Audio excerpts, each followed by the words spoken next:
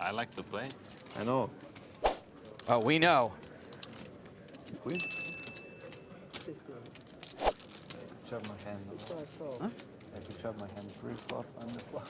Antonius just calls in the small with fives. Yeah. And So I Schemion know- checks his I know. option. Are you really staring me, man?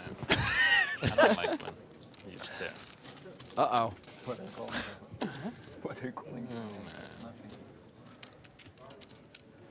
Patrick, with his set of fives, bets 100,000. Schemion has paired his three, but has did less than not expect you to 1% call. equity.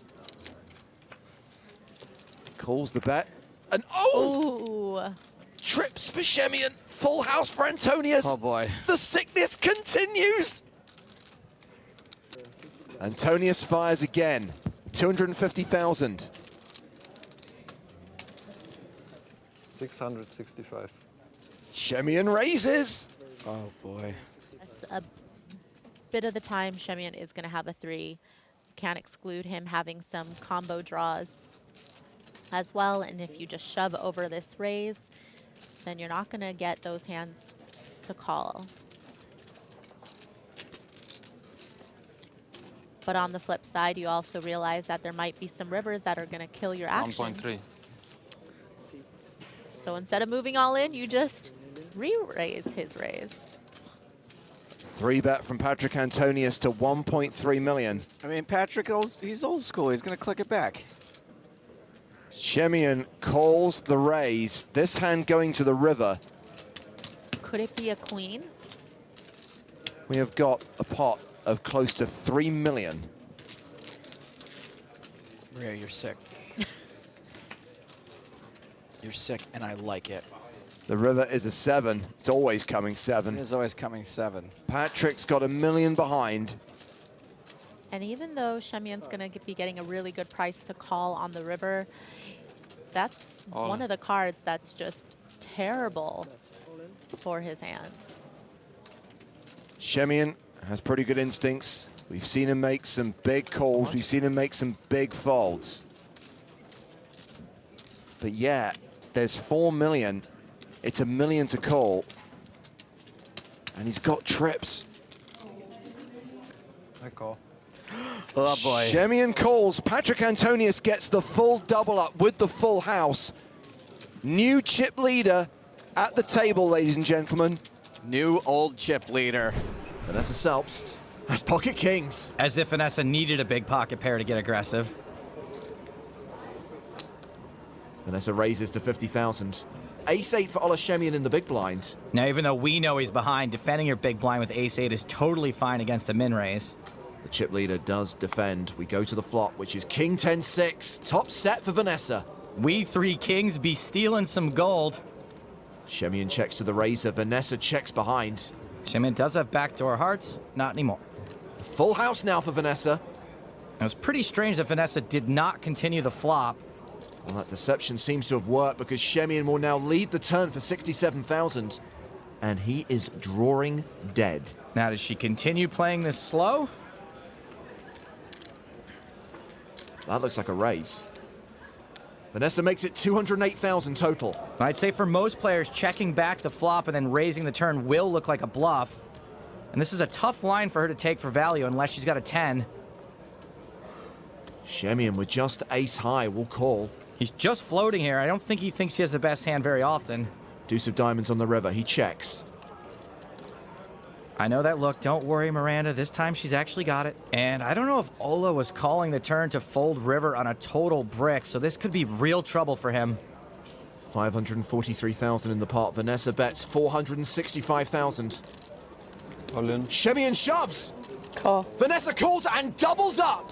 Bizarrely, I don't hate Ola's play. If Vanessa's got anything but a house here, I think she's put in a really sick spot. Sometimes they have it. Nice hand. Thank you. A sick Selbst-style play from Schemion gone wrong. Blinds are 40,000, 80,000 with a 10,000 ante. And Sven Reichardt has kings. He raises to 160k. Olivier Busquet is on the button. With ace-deuce suited, he has fewer than 20 big blinds. For Olivier's sake, I hope he's just thinking about flatting. All in. He shoves. He wasn't just thinking about flatting. Trickett folds the big, and Reichardt's calling. That's bad. And Olivier Busquet is at risk. Reichardt almost flops him dead. More than almost. He's got less than 1%. 8-8, you win. Ace-ace. 8-8. 8-8. Or ace-ace. Oh boy. Busquet now has 2 outs. The great television. Is that what you would think? If it happened, you'd be like, well, at least it was good television? That'd be so sick. Sick doesn't cover it. Busquet needs another ace to survive. And it is another ace! So you're saying there's a chance? Unbelievable! Less than 1% on the flop. And runner to make a better full house. You're taking photos of this? I've never seen that. Yeah, obviously. They put the kings away. Olivier runs ace-deuce into kings and gets there in incredible fashion. It's kind of crazy how, with an ante like this, you could seriously just be going all in for 30 big blinds with deuces. It would be fine. Be a huge win just to take the 2.5 big blinds. Oh! Heyo. A set of deuces for Vogelsang. Greenwood has paired his 5, second pair on board. Great opportunity for Vogelsang here. Goes for value, 325k into 740k. Pretty big bets. Don't you always just hope that the turn is a queen here? Kinda Yeah, sure. oh, that's an action killer in this situation.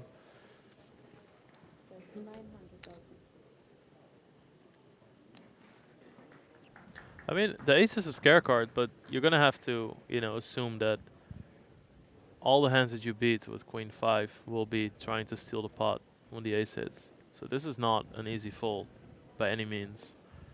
If you think the ace is a scare card for those pocket deuces, Lex, you are tighter than I thought. Greenwood calls the 900k. So 3.2 million in the middle. Vogelsang with 2.6 million behind. He improves to a full house. I am all in. All in. Vogelsang shoves. And now Greenwood has a tough decision with just a pair of 5s. I call. He calls! Wow. Christoph Vogelsang gets the full double up. Ace-5 of diamonds for Manig Loeser, and it's a button raise, 500,000. Ace-10 again for Huang, ace-10 of clubs in the small blind. This is an interesting situation where ace-10 off is almost certainly, in the previous situation, a shove, an auto shove. Ace-10 suited has such better playability, though. So he's decided just to call. Katzenberger, the short stack at the table, has ace-deuce in the big. Looking at a lot of dead money out there. This could certainly just be a pre-flop shove, and I think it's going to be profitable over a decent-sized sample. But when you're on an EPT final table, you only got one sample. You only got one spot. There's the all-in. Well, Loeser with the ace-5. Folds. Action on Huang. He's asked for a count. Ace-10 of clubs three-handed is just monstrous. Huang's used all of his time bank cards. He's got to make a decision quickly. It's just taking a moment. He decides to He call. does make the call. Katzenberger is at risk, and it's domination nation. Ace-10 against ace-deuce. Once again, he joins his rail. There is a 68% chance that we lose Victor Katzenberger here and go heads up in the EPT Monte Carlo main event. The hands play themselves. Look at them, they're hanging together. You guys could have done that at the table. Let's run it. And what a flop! Oh, man. Wow, and the sweats. Deuce, deuce 7 with 2 clubs. Trips for Katzenberger. Sick. The flush draw for Huang. 7 on the turn gives Oh, and that's it. Katzenberger a full house. There is a 5% chance of a chop. 7 on the river. Yes! Oh my God! It is always coming 7. It gives us a chop pot. And you know what they say. Everyone loves a chop pot. Crazy stuff. Sweet, sassy Mo Lassie. Chop it up.